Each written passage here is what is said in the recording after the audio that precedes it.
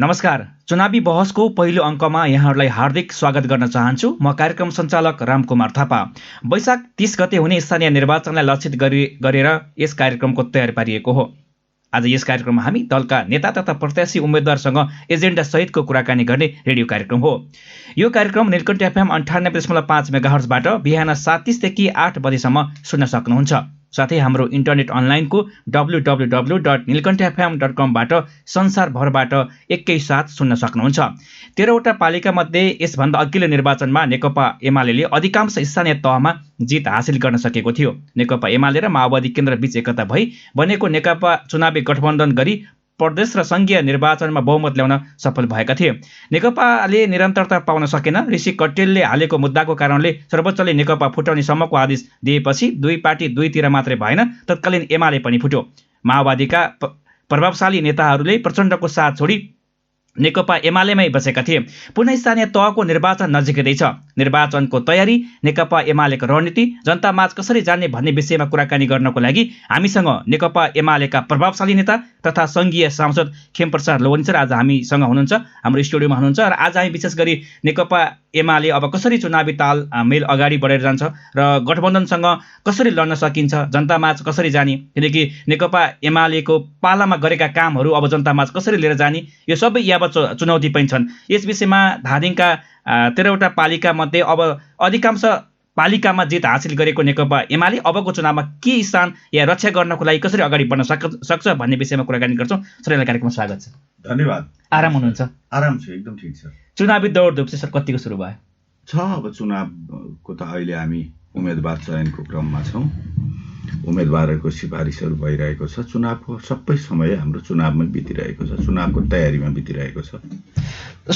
Sir जस्तो अब 30 गते त चुनावको मिति तोकिसकेको छ। अब कतिले सर्न सक्ने पनि आशंका गरिएका छन्, किनकि 2 गते सर्वोच्चले चाहिँ एउटा केही आदेश दिँदैछ होला। के छ, चुनाव हुन्छ नै या सम्भावना के छ? चुनाव हुन्छ। चुनाव यसरी यत्रो तयारी गरिसकेपछि विभिन्न बहाना बनाएर चुनाव सार्न मिल्दैन।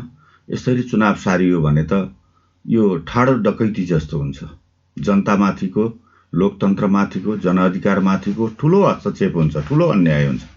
त्यसकारण यो चुनाव यसरी सार्ने काम गर्नु हुँदैन। अब यो अदालत पनि मान्छे नै बसिरहेछ, त्यहाँ पनि नाम अदालत भने पनि उहाँहरूले पनि सम्मानित अदालतले सम्मानित न्याय, जनताको हितको न्याय निर्णय उहाँहरूले दिनुपर्छ। उहाँहरूले पनि जथाभावी निर्णय गर्नु हुँदैन। त्यसकारण मलाई के लाग्छ भने चुनाव सर्छ भन्ने पनि मलाई लाग्दैन र चुनाव हुन्छ वैशाखको 30 गते। हुन त गठबन्धन अहिले जो सत्ताधारी पार्टीहरू छ, सत्तामा बसेको छ 5 दलीय गठबन्धन, यो गठबन्धन चाहिँ अहिले छिटो चुनाव नहोस् भन्ने चाहन्छ र यो गठबन्धन स्थानीय तहलाई खाली गर्ने र कर्मचारी मार्फत आफ्ना मान्छेहरू कर्मचारीहरू घुसाएर कर्मचारी मार्फत फेरि चाहिँ राज्य शक्तिको दुरुपयोग गर्ने, राष्ट्रिय सम्पत्तिको दोहन गर्ने, लुट गर्ने यो दाउमा छ गठबन्धन सरकार देखिन्छ। त्यसकारण बेला बेलामा चाहिँ चुनावको सन्दर्भमा यही गठबन्धन सरकारका नेताहरूले विभिन्न इस्युहरू बाहिर लिएर आइरहेका छन्। कहिले 5 वर्ष पुग्दैन भन्ने, कहिले के बहाना गर्ने, यस्तै यस्तै इस्युहरू लिएर आइरहेका छन्। उहाँहरू त एकैचोटि सबै तहको तिनै तहको निर्वाचन एकैपल्ट गरौँ भनेर पनि प्रस्ताव अगाडि सारेका थिए। 3 तहको निर्वाचन एकैचोटि गरौँ भनेर। अब त्यसको निम्ति व्यवस्थापनको पनि समस्या होला। एउटै तहको निर्वाचनलाई त फरक फरक मितिमा गर्नुपर्ने स्थिति छ। योभन्दा पहिला पनि 2 चरणमा 3 चरणमा निर्वाचन भएको थियो। अब अहिले चाहिँ राज्यले एकै चरणमा गर्न सकिन्छ भनेर त्यसको कार्यक्रम तयारी गरिरहेको छ। निर्वाचन आयोगले, सरकारले पनि त्यसको तयारी गरिरहेको छ। त्यसकारण स्थानीय तहको र एकैचोटि गर्नलाई फेरि तपाईँलाई ढिलो मङ्सिरतिर जान्छ। एकैचोटि गर्ने भने मङ्सिर पुस कहिले। उहाँहरू त चुनावै गर्न चाहनुहुन्न, किनकि चुनावमा गएपछि हार्ने निश्चित छ। अहिलेको गठबन्धनले हार्छ। त्यसकारण चाहिँ अहिले आफू सत्ताबाट, सरकारबाट, स्वार्थबाट बाहिरिनुपर्छ भनेर उहाँहरू चुनाव नगराउने, कर्मचारी मार्फत सेटिङ गरेर राज्य शक्ति र राज्य सम्पत्तिको दुरुपयोग गर्ने त्यो दाउमा उहाँहरू हुनुहुन्छ। तर त्यो दाउ उहाँहरूको सम्भव हुँदैन, पुरा हुन सक्दैन। विभिन्न क्षेत्रलाई, शक्ति केन्द्रलाई लगाएर उपद्रव मचाउने, अस्थिरता मचाउने, निर्वाचन हुन दिने, लोकतन्त्रलाई धरापमा पार्ने यो काम त गठबन्धनले गरिरहेकै छ, गरिहाल्छ। त्यो नगरिकन उहाँहरूको ताउलै तात्दैन नि, त्यो नगरिकन उहाँहरूको स्वार्थै पुरा हुँदैन। त्यसकारण पनि गर्नुहुन्छ उहाँहरूले। तर पनि यो निर्वाचन सार्ने भन्ने कुरा चाहिँ सम्भव हुँदैन। यो निर्वाचन हुन्छ। जस्तो यहाँ नेकपा एमालेको एकदम प्रभावशाली नेता हुनुहुन्छ, केन्द्रसँग भनौँ या प्रदेशमा भनौँ, जे भने पनि यहाँको एउटा एकदम प्रभाव छ। धादिङमा नेकपा एमालेको अहिलेको अवस्था के छ? ठिक छ, धादिङमा नेकपा एमाले अब हामी त अब केही साथीहरू पार्टी छोडेर जानुभएको छ, चोइटिएर गएको छ। त्यसमा फेरि थपिने साथीहरू पनि हुनुहुन्छ, जनताको समर्थन पनि छ। अब यी सबै कारणले गर्दा हाम्रो घाटा नाफा बराबर छ। केही असर पुर्याएको छैन हामीलाई, केही असर पर्दैन, कहीँ घट्ला कहीँ बढ्ला। त्यसकारण चाहिँ योभन्दा अगाडिको जुन हाम्रो परिणाम थियो धादिङको स्थानीय तहमा हामीले जति सिटहरू हामीले जितेका थियौँ ती सबै सिट त्यो बराबरको सिट हामीले धादिङमा पनि जित्छौँ। देशव्यापी रूपमा त हामी त्योभन्दा बढीको अवस्था हुन्छ, पहिलेको तुलनामा हाम्रो परिणाम बढी हुन्छ। किनभने नेपाली जनताले हामीले गरेका कामहरू, लोकतन्त्रप्रति देखाएको हाम्रो प्रतिबद्धता, आस्था र खास गरी हामीले हाम्रो संविधानले देखाएको समाजवाद तर्फ हाम्रो देश अग्रसर रहने जुन व्यवस्था संविधानले गरेको छ, त्यो समाजवादका आधारहरूलाई हाम्रो पार्टीले, हाम्रो 3 तहका जनप्रतिनिधिहरूले, हाम्रो सरकारले ती आधारहरू तयार गरेको थियो, देशको अवस्थालाई माथि उठाएको थियो हामीले। त्यसकारण पनि हामीलाई निर्वाचनमा जनताले समर्थन गर्नुहुन्छ। हाम्रो सबैतिर सङ्गठन पनि छँदैछ अनि जनताको समर्थन पनि छँदैछ अनि हामी निर्वाचनमा त आइहाल्छौँ। हामी त ढुक्क छौँ, धादिङमा झनै ढुक्क छौँ। विगतको तुलनामा अहिलेको हाम्रो परिणाम बढी हुन्छ धादिङमा। जस्तो पहिला पनि 4-5 वटा पालिका मध्ये त अधिकांश त एमालेले जित हासिल गरेको थियो। हो, जस्तो 5 दल एकपट्टि छन् हैन, उहाँहरूले हामी त एमालेलाई पत्तासा बनाउँछौँ, एमाले त अब 2-3 सिटमै झार्ने यहाँले सुन्नुभयो होला। यहाँकै पूर्ववर्त सहकर्मीहरूले पनि भाषणमा भनिरहनु भएको छ हैन। अब चुनावमा होमिनुपर्ने अवस्था पनि छ। यहाँले भन्नुभएको छ जित हामी जित्छौँ भनेर। साँच्चै पार्टीको आन्तरिक बैठकमा चाहिँ अब हामी एकदम चाहिँ कस्तो अवस्थामा पुग्यौँ या एकदम गम्भीर अवस्थामा पुग्यौँ भन्ने कुरा हुन्छ कि के छ यहाँको चाहिँ? होइन, हामीले आफ्नो स्थितिको आकलन गरेका छौँ। हामी निर्वाचनमा, नेकपा एमाले निर्वाचनमा सम्मिलित भएको, राष्ट्रिय निर्वाचनमा भएको हामी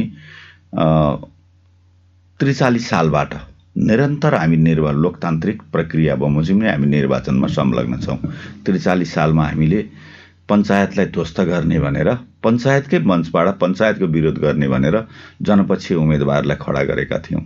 त्यति बेलादेखि नै हामी निरन्तर निर्वाचनमा छौँ र निर्वाचनको अनुभव हामीसँग छ। अहिलेसम्म हामी सत्तामा पनि रह्यौँ, प्रतिपक्षमा पनि रह्यौँ। स्थानीय तहमा त हामीले जहिले पनि बहुमत जितिरहेका छौँ। त्यो 49 सालको स्थानीय तहको निर्वाचनमा होस् या चाहिँ 54 सालको स्थानीय तहको निर्वाचनमा होस् या त तपाईँलाई 74 सालको स्थानीय तहको निर्वाचनमा होस्, हामी नै 1 नम्बरमा छौँ। हामी जहिले पनि अगाडि छौँ। त्यसकारण पनि अबको स्थानीय तहको निर्वाचनमा पनि हामी अगाडि हुन्छौँ। हाम्रो विगतको अनुभव, विगतको परिणाम, अहिले हामीले गरिएका कामहरू यी सबैले हामीलाई प्रष्ट बनाएको छ।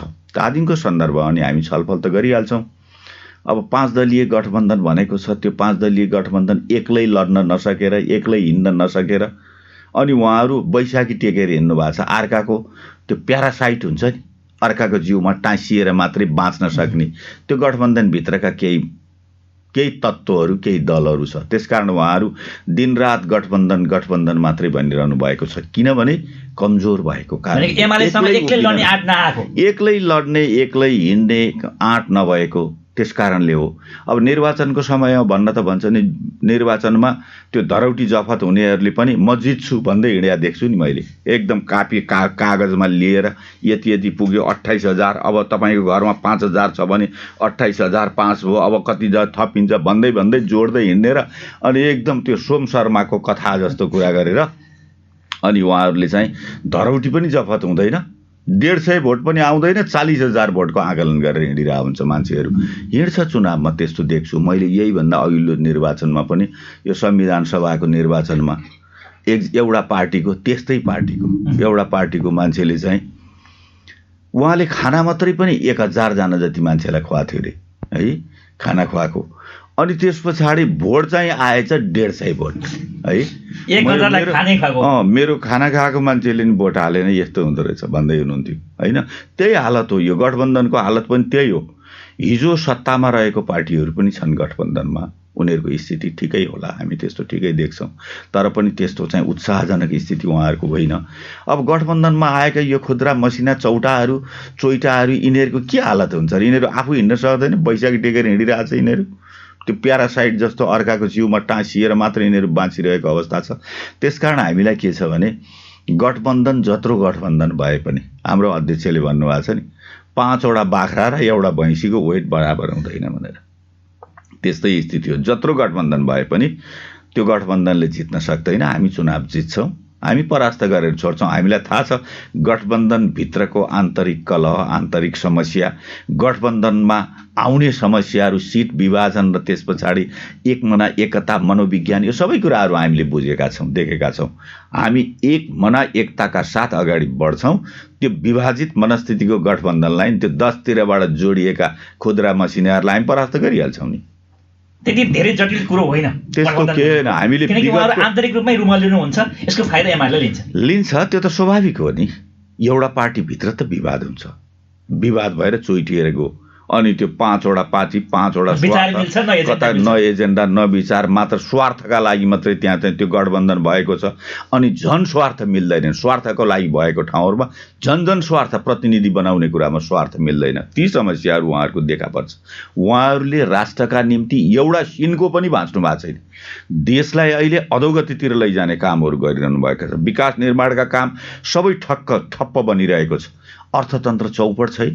जनताले कहीँ बैंकमा गयो भने 2 लाख रुपियाँ झिक्नु पर्यो भने 5 घण्टा कुर्नुपर्छ, बैंकले दिन सक्दैन। कसैले डिपोजिट गरेपछि मात्रै त्यो 2 लाख चाहिँ दिन्छ। लाखभन्दा माथि दिन पर्यो भने 1 घण्टा 2 घण्टा 4 घण्टा पस्नु भनेर चाहिँ बैंकले रोक्ने काम गरेछ, पैसा नभएर। अर्थतन्त्र चौपट बनाएको, लुट मचाइरहेको, कालो धनलाई सेतो बनाउने, माफियाहरूलाई, तस्करहरूलाई चाहिँ प्रशय, भ्रष्टाचारीहरूलाई प्रशय दिने कामहरू गरिरहेको यो सबै गठबन्धनले हो नि। अहिले पनि हामीले देखिरहेका छौँ। ताण्डव देख्नुभयो नि। विदेशबाट यिनीहरू अर्बौंको कालो पैसा चाहिँ नेपालमा लिएर आउने, विदेशले कालो पैसा भनेको पैसालाई नेपालमा ल्याउन लागिरहेछन्। अहिले अर्थमन्त्री मुछिएको 40 करोड छ नि अमेरिकाले कालो धन हो नलिक भनिरहेछ। त्यही पैसा लिनको लागि सेटिङ मिलाउनको लागि गभर्नरलाई चाहिँ त्यहाँ निलम्बन गरेर निष्कासन गर्ने ताण्डव देखाइरहेको छ। यस्तो त कति छ। ऊ अर्को मुख्यमन्त्रीको अहिले मिडियामा आइरहेको छ कति 69 अर्बको कुरा आइरहेको छ। त्यो कहाँ चाहिँ दाउद इब्राहिमको विदेशको चाहिँ त्यो तस्करहरूको माफियाको पैसाहरू लिएर आएर यहाँ के गर्न भनेर पदको यस्तो दुरुपयोग, यो कहिल्यै नभएको। न सामाजिक संस्कारसँग मिल्छ, न हाम्रो संस्कृतिसँग मिल्छ, न राजनैतिक मूल्य मान्यतासँग मिल्छ। ऐन कानुन लोकतन्त्रसम्म त मिल्दैन। त्यस्तो नमिल्ने कामहरू गठबन्धनले गरेर राष्ट्रलाई बर्बाद गर्ने कामहरू गरिरहेको छ। अनि यो बर्बादी गर्नेहरू, यी स्वार्थका पोकाहरू, यिनीहरूले राष्ट्र बनाउँछन् भनेर कोही न जनताले पत्याउँछन्, न यिनीहरूको बिचमा एकता हुन्छ, के पनि हुँदैन। हामी निर्वाचनमा त हामी त एक्लै जान्छौँ। नेकपा एमाले हामी जान्छौँ। हामीसँग कति ठाउँमा स्थानीय आवश्यकता अनुसार हामीले पनि त्यो ठाउँहरूमा हामीलाई निर्वाचनमा सहयोग गर्न कोही आयो भने हाम्रो निर्वाचन त्यो त हुन्छ। जनता पार्टीमा प्रवेश आउने जाने त भइरहन्छ नि। हाम्रो पार्टीको चिन्हबाट कोही लड्न आयो भने उपयुक्त नेपाली, योग्य नेपाली नागरिकलाई हामी उम्मेदवारी पनि कति ठाउँहरूमा दिन सक्छौँ। स्थानीय आवश्यकताको होइन, त्यो जोसँग पनि हुनसक्छ नि। कोही मान्छे सूर्य चिन्ह लिएर चाहिँ चुनाव लड्छु भन्ने, उसँग राम्रो मत छ भने सूर्य चिन्ह लिएर लड्छु, हामीसँग पनि मत छ, ऊ पनि जनतामा स्थापित मान्छे हो भने लिइहाल्छौँ नि त। पार्टीमा प्रवेश गराउन चाहिँ मिल्ने, उम्मेदवार दिन चाहिँ नमिल्ने हुन्छ। त्यहाँको स्थानीय आवश्यकता अनुसार गर्न सकिन्छ। त्यस्तो होला। स्थानीय आवश्यकता अनुसार हाम्रै चिन्हबाट कोही लड्ने भयो भने, नत्र हामी सिङ्गल लडेर जान्छौँ। धादिङमा तालमेलको अवस्था छ एमालेसँग? त्यस्तो खास छैन। किनकि यहाँ त फेरि एकदम एमालेको सूर्य चिन्हमा हामी स्थानीय आवश्यकता अनुसार सूर्य चिन्हमा रहेर त्यसरी चाहिँ चुनावमा हामीलाई पनि सहयोग गर्ने ढङ्गले आउनु भने पार्टी प्रवेश गराएर गर्न सकिन्छ। होइन भने त्यस्तो तालमेलहरू छैन। स्थानीय रूपमा चाहिँ कुनै ठाउँहरूमा स्थानीय आवश्यकताले स्थानीय साथीहरूले त्यहाँ महसुस गर्नु हो भने त्यसको लागि हामीले विचार गर्नुपर्छ के छ स्थिति भनेर। जस्तो यहाँ बौद्धिक नेताभित्र पर्नुहुन्छ, हजुर, जनतामाझ भिजेको हुनुहुन्छ।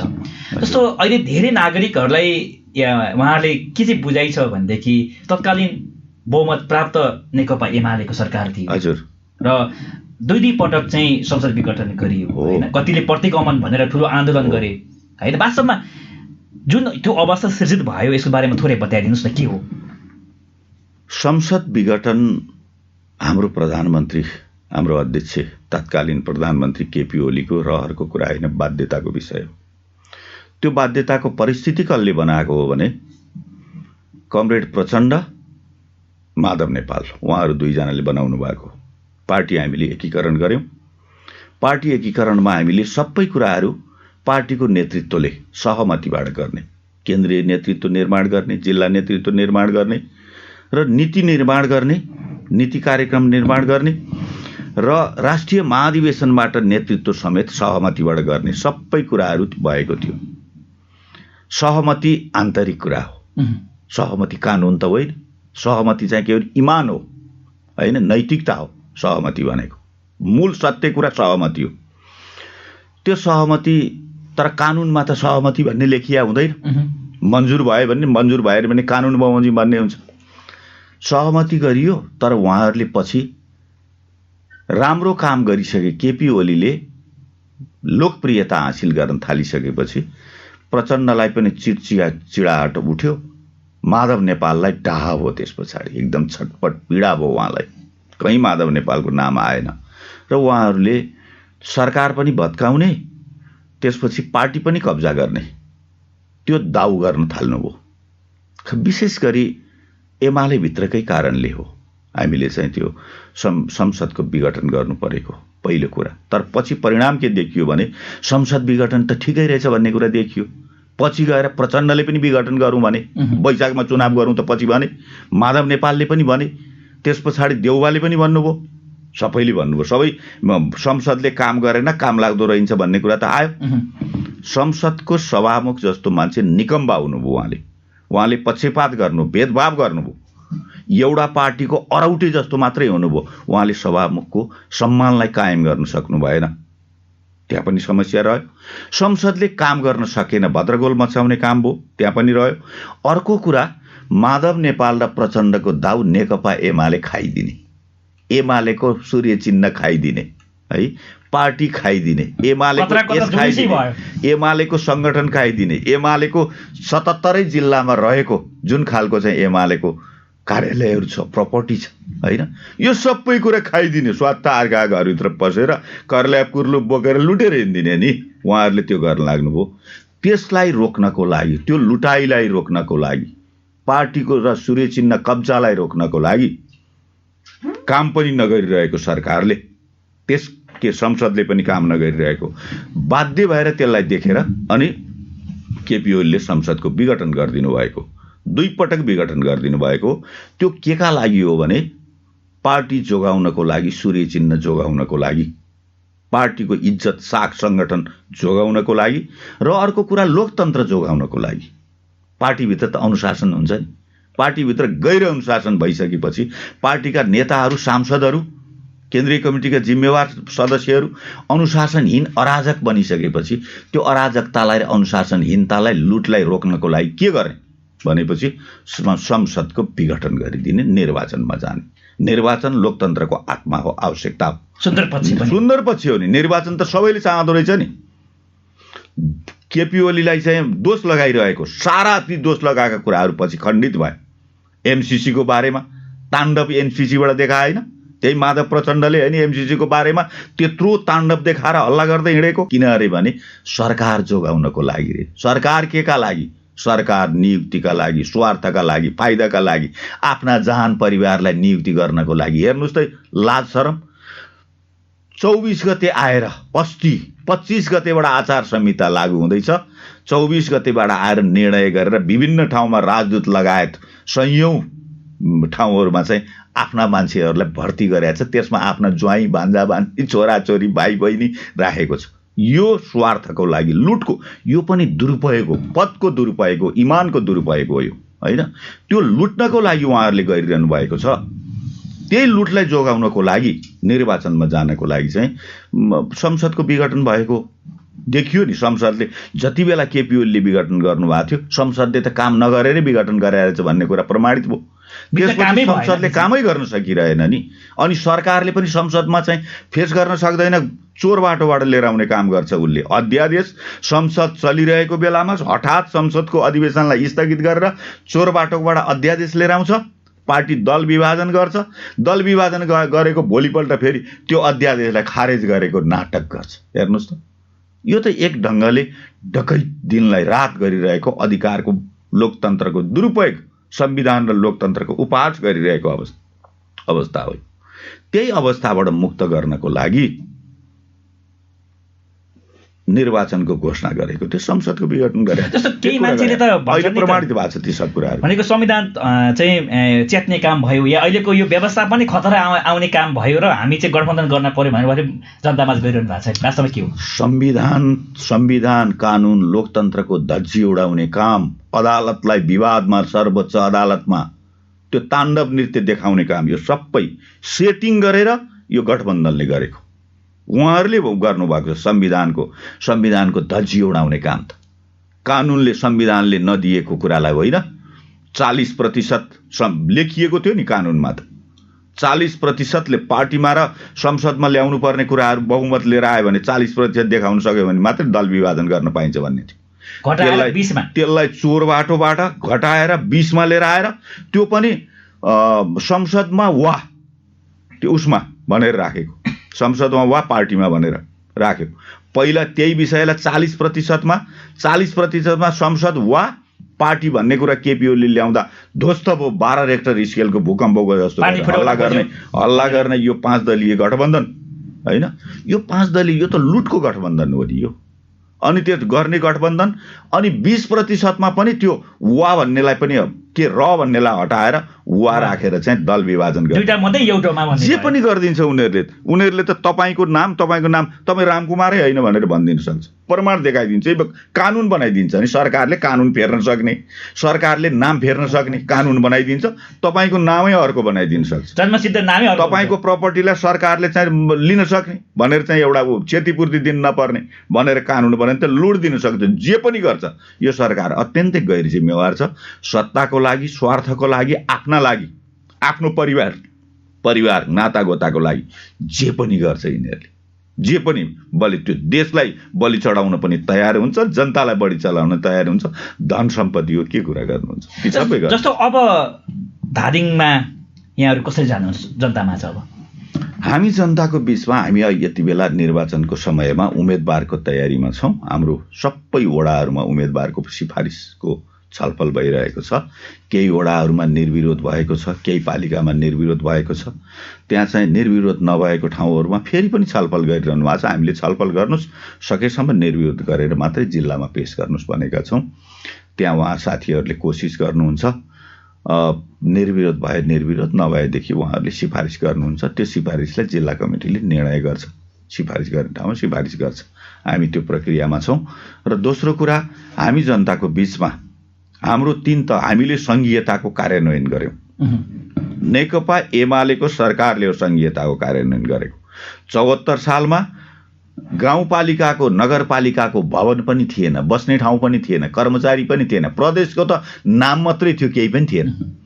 प्रदेशलाई स्थापित गर्ने त्यहाँ भवनदेखि, भौतिक सुधारदेखि, ऐन कानुन अरू नियमावलीहरू बनाउनेदेखि, जनशक्ति त्यहाँ बनाउनेदेखि लिएर योजना बनाउने सारा प्रदेशको कामलाई स्मुथली अगाडि बढ्ने परिस्थिति हामीले गऱ्यौँ।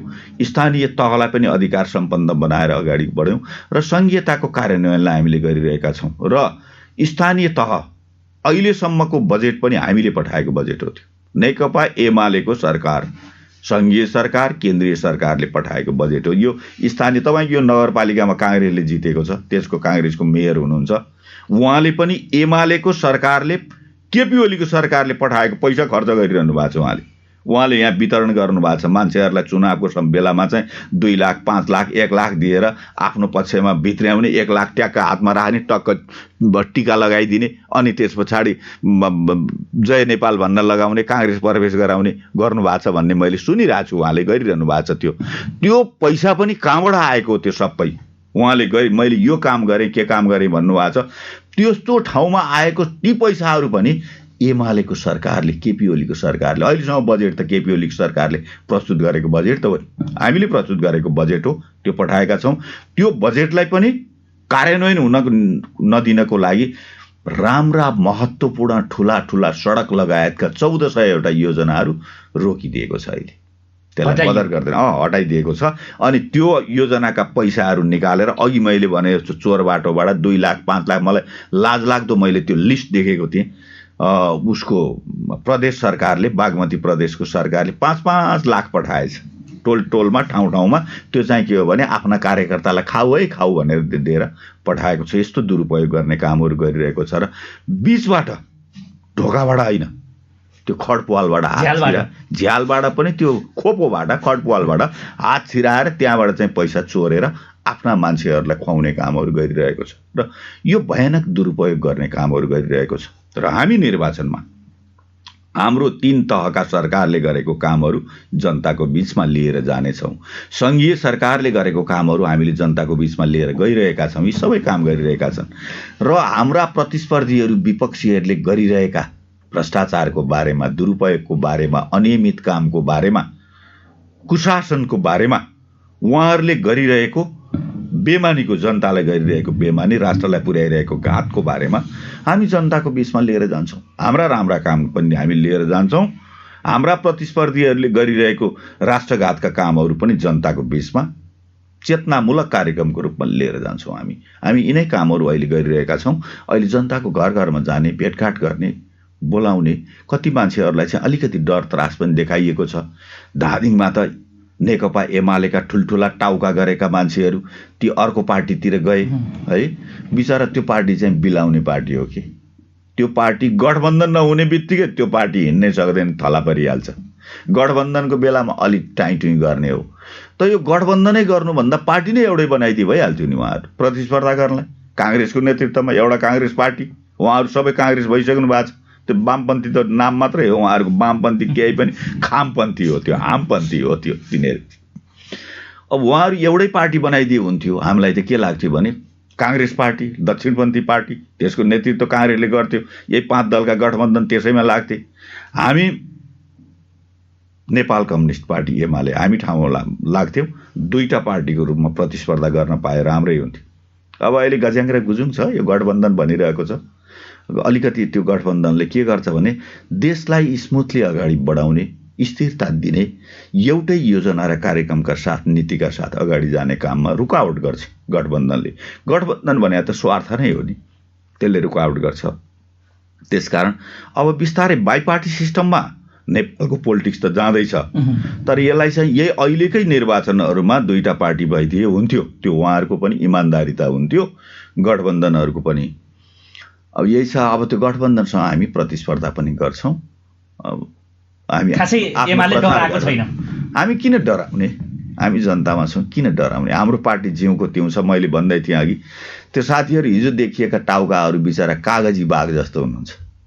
दारा नङ्ग्रा केही पनि नगए, हेर्दाखेरि वाङ्ग देखिने। त्यो बाघ पनि बुढो भएपछि खिँदै जान्छ नि, जिङ्रिङ्ग पर्दै जान्छ अरे। जनताको तागत छैन, जनताको समर्थन छैन। अब उहाँहरूले जनविश्वास गुमाउनु भएको छ। एक समयमा त उहाँहरूले पनि काम त गर्नुभएको थियो, पार्टी त बनाउने काममा भूमिका छ उहाँहरूको पनि छ, त्यस्तो नभएको होइन। राष्ट्र निर्माण गर्ने काममा भूमिका तर पार्टी निर्माणमा पनि उहाँहरूको भूमिका महत्त्वपूर्ण भूमिका छ। हामीले नजरअन्दाज त्यसरी गर्न हुँदैन।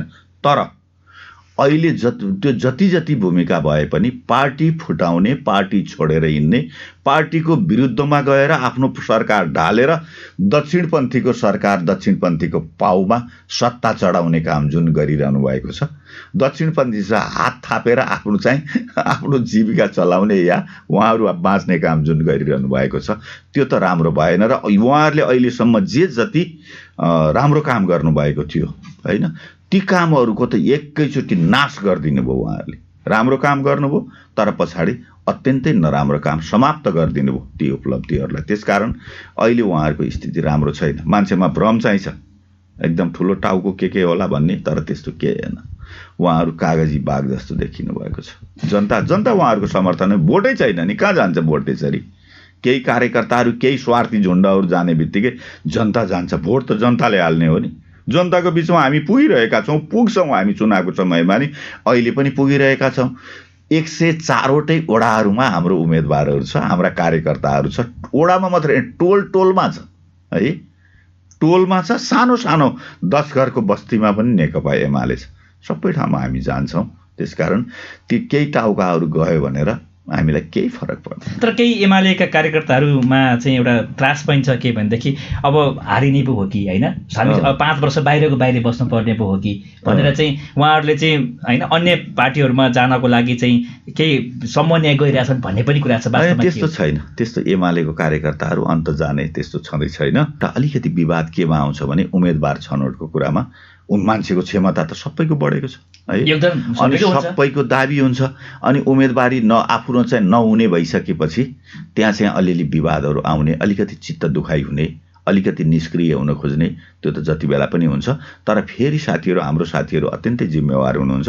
फेरि पछि बुझ्नुहुन्छ जे भए पनि उहाँ भए पनि एकजना उम्मेदवार हो, अर्को भए नि एकजना उम्मेदवार हो। एउटा पोस्टको लागि 2-3 उम्मेदवार त हुँदैन, एकैजना हो, जो भए नि एकजना हो नि। त्यो एकजना भनेको पार्टी हो भन्ने कुरा महसुस गर्नुहुन्छ र ती साथीहरू फेरि पनि सक्रिय भएर लाग्नुहुन्छ। हाम्रो त्यो अहिलेसम्मको अनुभव पनि हाम्रो त्यही हो। अब हुने पनि त्यस्तै छ। अब त्यो केही मान्छेहरू गए भन्ने ढङ्गले चाहिँ हाम्रो साथीहरू कोही त्रसित हुनुहुन्न, डराउँदैन। त्यो हामीले गएको ठाउँमा कस्तो छ भने तपाईँलाई मानिलिउँ गजुरीको एकजना मान्छे गयो अरे है, अनि यता गङ्गा जमुनाको मान्छेलाई ओहो गजुरीको फलाना ठुलो मान्छे गयो अरे भन्ने उहाँकोलाई पर्छ। तर गजुरीमा चाहिँ उहाँको प्रभाव के हुन्छ भने गजुरीमा चाहिँ उहाँको त्यही आफ्नो परिवार मात्रै, कोही पनि जाँदैन, परिवारको पनि सबैजना जाँदैन नि, कहाँ जान्छ? त्यस्तो खालको अवस्था हो। टाउको मात्रै जाने हो, उहाँ मात्रै जाने हो, अरू मान्छे त्यसरी जाँदैन।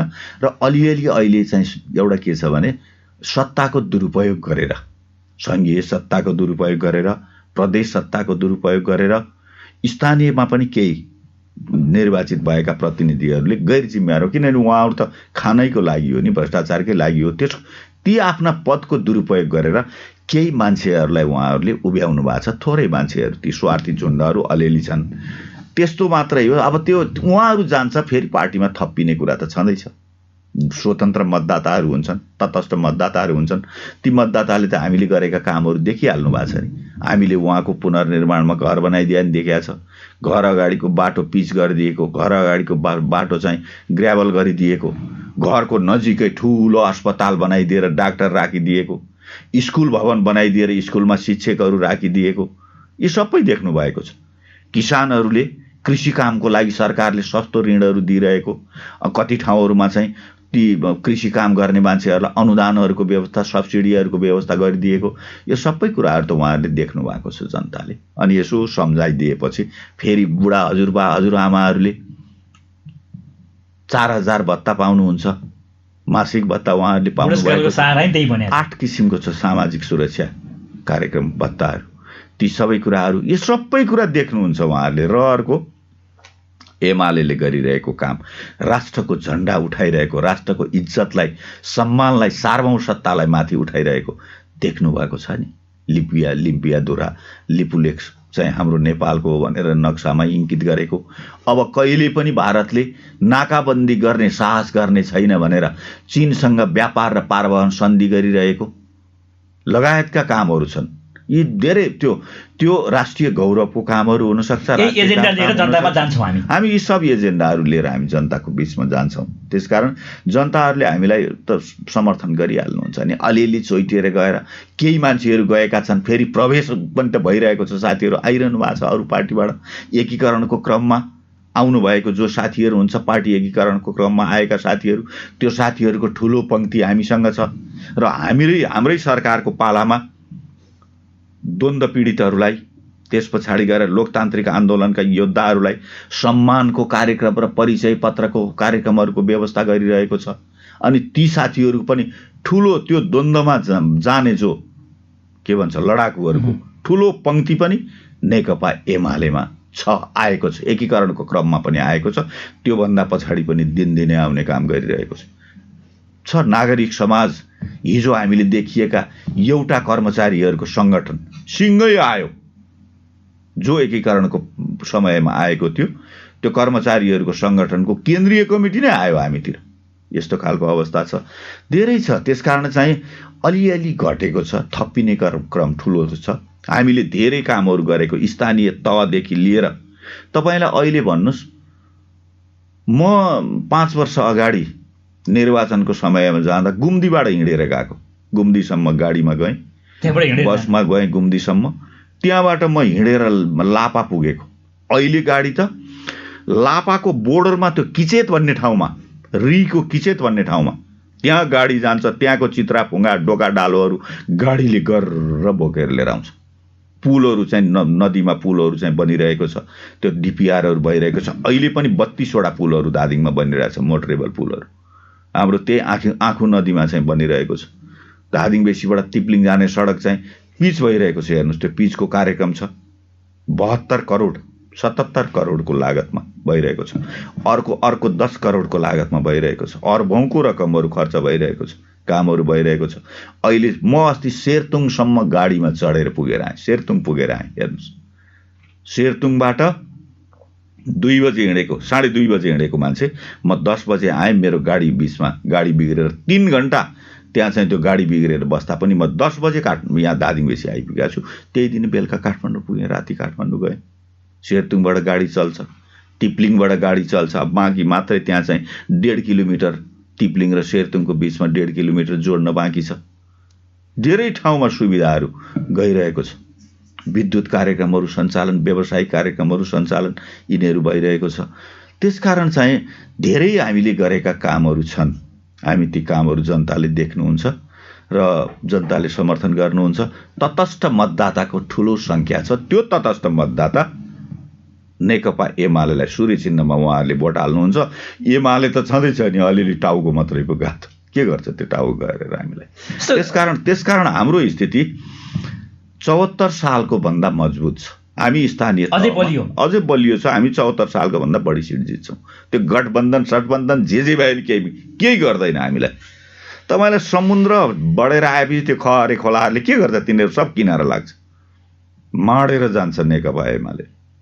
त्यो सानातिना खोलाहरू ती सबै किनारा लाएर जान्छन्। आँखु नदी माडिएर आएपछि अँधेरी खोलाको, ह्यापिङ खोलाको केही लाग्छ? त्यस्तै हो। ती साना खुद्रा मसिना खहरेहरू गज्याङ र गुजुङ तिनीहरू मिलेर चाहिँ आउँछन् आउनलाई, तर माडिएर बुढी गण्डकी, त्रिशुली, आँखु नदी आएपछि खुद्रा मसिना खोलाहरू त कहाँ फर्किन्छ नि, त्यो खोलाहरू जाम हुन्छ तिनीहरू। त्यसरी जाने हो चुनाव, हामी त्यसरी जान्छौँ। हामी चुनाव चाहिँ 74 सालको परिणामभन्दा हाम्रो चुनावको परिणाम सुधार भएर जान्छ। सर, हामी अन्तिम समयमा पनि छौँ। अब हजुर यहाँ सङ्घीय सांसद पनि हुनुहुन्छ। हजुरको पालामा चाहिँ हामीले यो क्षेत्रमा के गर्न सक्यौँ?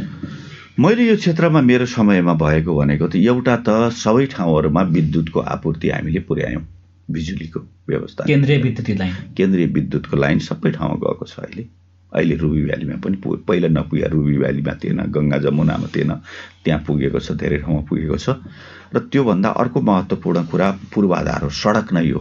हामीले त्यहाँ गरेको धेरै कामहरू हामीले सडकमा गऱ्यौँ। मैले भने नि अहिले तपाईँ कार चढेर री पुगेर आउन सक्नुहुन्छ है, तावल पुग्न सक्नुहुन्छ। के को तावल? ताजिमराङ पुग्न सक्नुहुन्छ। झन्डै त्यो किचेतको छेउमा कार लिएर जान सक्नुहुन्छ तपाईँ। 4 व्हिल गाडी पनि चाहिँदैन। त्यसरी चाहिँ हामीले सडकहरू निर्माण गर्ने काम गऱ्यौँ। अब मेरै पालामा हो, धादिङ बेसी सल्यानटार सडक पनि पिच भएको छ। अरू केही सडकहरू पिच गर्ने काम, सुनौला बजार सडकको पिच गर्ने कामहरू सुरुवात भइरहेको छ। धादिङ बेसी बर्याङबुरुङ सडक, त्यसको चाहिँ आधा पिच भएको छ, आधा पिच हुन बाँकी छ, त्यो पनि ठेक्का लागेको छ। अनि धादिङ बेसीबाट उता जाने सडकको यसको पिचको काम सुरु हो। 14 किलोमिटर सडक धादिङ बेसीदेखि चरङ्गीसम्म 14 किलोमिटर पिच हुन्छ। त्यो सडक चाहिँ पिचको ठेक्का लागेको छ, काम सुरुवात भइसकेको छ, यो वर्षबाट भएको छ। अनि पुलहरू चाहिँ बनेको छ। मेरै कार्यकालमा, मेरो यो निर्वाचन क्षेत्रमा यसमा चाहिँ 14वटा जति पुलहरू चाहिँ बनेको छ। यो 5 वर्षको अवधिमा? यो 5 वर्षको अवधिमा छ नि मोटर पुलहरू। एउटा निर्माण भएको, अरू डिजाइनमा छ, पाइपलाइनमा छ। अनि त्यसको बजेट छ, अब त्यस पछाडि बजेट छ, कार्यक्रम छ, सर्वे छ। पुलको त के हुन्छ नि 1 वर्ष बजेट हाल्यो, अनि बजेट हालेको त्यो वर्ष चाहिँ सर्वे हुन्छ, सर्वे भएपछि अनि अर्को वर्ष तेस्रो वर्षबाट काम गर्न सुरु गर्छ। त्यसरी छ। त्यो सबै पुलहरूको चाहिँ त्यसको बजेट पनि छ, काम सुरु भएको छ।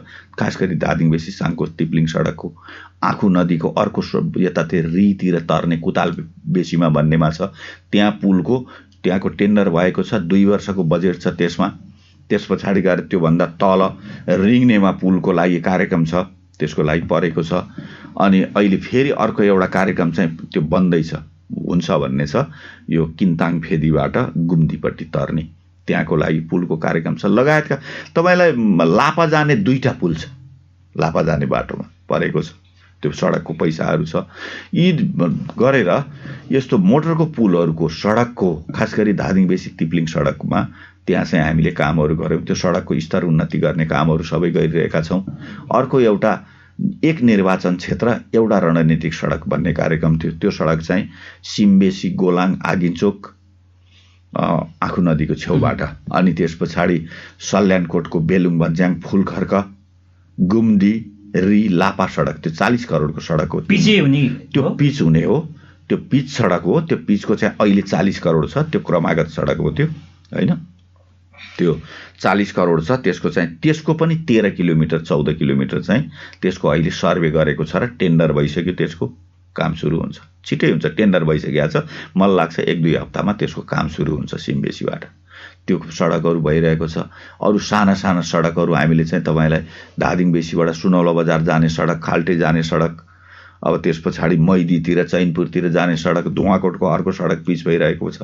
धुवाकोटको त्यो स्याउलीदेखि चाहिँ गएर पलाखु खोलाको स्याउलीदेखि गएर माथि काउले पातले निस्कने सडकहरू, पातले काउले निस्कने त्यो सडकमा पिचको कार्यक्रम छ। लगायतको कार्यक्रमहरू प्रशस्त यस्तो कार्यक्रमहरू छ। एउटा महत्त्वपूर्ण कार्यक्रम अब यो परमादेशी सरकारले रोकिदियो, खास गरी ठुलीबेसी मुर्चोक सडक, त्यो 36-38 करोडको सडक थियो, त्यो सहलगानीको हो, अहिले रोकिदिरहेछ, त्यो कामै गरिदिरहेको छैन। अरू केही सडकहरू जस्तो कि यो सिकटारबाट आगिचोक हुँदै त्यही बेलुङ भन्ज्याङ जाने सडक, त्यसको पनि पैसा पनि बजेट पनि रोकिदिने काम गरेको छ। यो हुलाक भन्ज्याङ चैनपुर बुङ्गोटघाट सडक, त्यसको पनि बजेट रोकिदिने कामहरू गरेको छ। अरू चाहिँ यो ज्वालामुखीको पर्यटकीय पूर्वाधारको 5 करोड जतिको काम थियो, त्यो रोकिदिने काम गरेको छ। मण्डलीको कार्यक्रम थियो, त्यो रोकिदिने काम गरेको छ। गङ्गा जमुनाको कार्यक्रम थियो, त्यो रोकिदिने कार्यक्रम गरेको छ। पर्यटनको कार्यक्रम थियो। यस्ता कार्यक्रमहरू, धेरै कार्यक्रमहरू चाहिँ सरकारले अहिले रोकिदिने, त्यसलाई कार्यान्वयन नगर्ने, त्यसको बजेट अन्ततिर लिएर जाने, आफ्ना मान्छेलाई पाल्ने पोस्ने, दुरुपयोग गर्ने, यस्तो कामहरू गरिरहेको छ। तर हामी केमा छौँ भने हामीले 3.5 वर्ष सरकारमा बसेर 3 तहबाटै सुशासन पनि गऱ्यौँ, देशलाई पनि जोगाउने काम गऱ्यौँ, राष्ट्रको गरिमालाई पनि जोगाउने काम गऱ्यौँ, विकास समृद्धिका अभियानलाई पनि अगाडि बढायौँ, समाजवादको आधारहरूलाई तयार गर्ने कामहरू हामीले 3.5 वर्ष गरेका छौँ। यो बिचमा यी कार्यक्रमहरू रोकिएका छन्, अलपत्र परेका छन्। यी अलपत्र परेका कार्यक्रमहरूलाई स्वास्थ्य, शिक्षा, कृषिका कुराहरू त मैले अहिले भन्दै भएन। अब यो अलपत्र परेका जुन कार्यक्रमहरू छ, यसलाई पुरा त गर्नै पर्छ। त्यो कार्यक्रम सुन्नु भएकोलाई के भन्न चाहनुहुन्छ?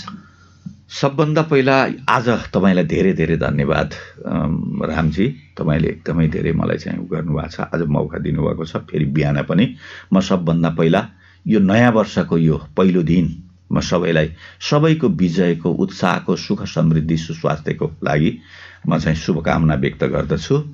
र अब निर्वाचन महत्त्वपूर्ण विषय हो। स्थानीय निर्वाचन चाहिँ जनताको नजिकको सरकार बनाउने निर्वाचन हो। यो नजिकको सरकार चाहिँ जनमुखी व्यक्तिहरूले, असल मान्छेहरू निर्वाचित रहनुपर्छ। यो निर्वाचनलाई जनमुखी बनाउनको लागि, स्वतन्त्र निष्पक्ष बनाउनको लागि र जनताको निर्वाचन, जनताको उपलब्धिको निर्वाचन बनाउनको लागि सबैको प्रयासहरू रहनुपर्छ। हामी राष्ट्र निर्माणमा लागिरहेका छौँ। राष्ट्र निर्माण नेकपा एमाले मात्रै गर्न सक्छ। अहिलेसम्मको त्यही देखाइरहेको छ। जनतालाई दिने काम, जनतालाई बनाउने काम, राष्ट्रलाई जोगाउने र बनाउने काम नेकपा एमाले मात्रै गर्छ। अहिलेसम्मको अनुभव, कार्यक्रमले यही कुरा बताइरहेको छ। त्यसकारण पनि सबैले यो अवसर फेरि पनि नेकपा एमालेलाई दिनुहुनेछ। राष्ट्र निर्माणमा सबैको सार्थक सहभागिता रहनेछ। म हार्दिक अनुरोध गर्छु, हार्दिक शुभकामना व्यक्त गर्छु। तपाईँहरूलाई, तपाईँको यो टिमलाई म चाहिँ एकदम नीलकण्ठ एफएमको यो टिमलाई म धेरै धेरै धन्यवाद दिन्छु, शुभकामना दिन्छु। धन्यवाद। यहाँलाई पनि म शुभकामना दिन चाहन्छु। हजुरहरूका सम्पूर्ण परिवारलाई पनि नयाँ वर्ष 79 सालको हार्दिक मङ्गलमय शुभकामना व्यक्त गर्न चाहन्छु। धन्यवाद। हस्, नमस्कार। उहाँ हुनुहुन्थ्यो खेमप्रसाद लोवानी, नेकपा एमालेका प्रभावशाली नेता तथा सङ्घीय सांसदसँग आज हामीले नेकपा एमालेका विषयमा कुराकानी गऱ्यौँ, चुनावका विषयमा कुराकानी गऱ्यौँ र 3.5 वर्षमा नेकपा एमालेको सरकारले के गर्यो त हामी यो विषयमा पनि समीक्षा गऱ्यौँ र आगामी योजनाहरू के छन् र सङ्घीय सांसद भइसके पछाडि आफ्नो निर्वाचन क्षेत्रमा चाहिँ उहाँले के काम गर्नुभयो, हामीले यो विषयमा पनि कुराकानी गऱ्यौँ र उहाँलाई हामी विशेष धन्यवाद दिन चाहन्छौँ। यो महत्त्वपूर्ण समय उपलब्ध गराई महत्त्वपूर्ण समय दिनुभएकोमा उहाँलाई विशेष धन्यवाद दिन चाहन्छु र यो रेडियो सुन्ने सम्पूर्णलाई पनि म नयाँ वर्ष 79 सालको हार्दिक मङ्गलमय शुभकामना दिन चाहन्छु। उत्साह, उमङ्ग र हौसलाले तपाईँको यो वर्ष बितोस्, तपाईँका दुःख, तपाईँका पीर चिन्ताहरू कम हुन् र नयाँ जोस र जाँगरको साथ यो वर्ष बितोस् भन्ने कामनासहित प्रवृत्तिमा सहयोग गर्ने प्राविधिक मित्र अनिल, त्यसै गरी क्यामेरामा सहयोग गर्ने विनोद तमुसँगै म कार्यक्रम सञ्चालक रामकुमार थापा पनि बिदा हुन्छु। नमस्कार।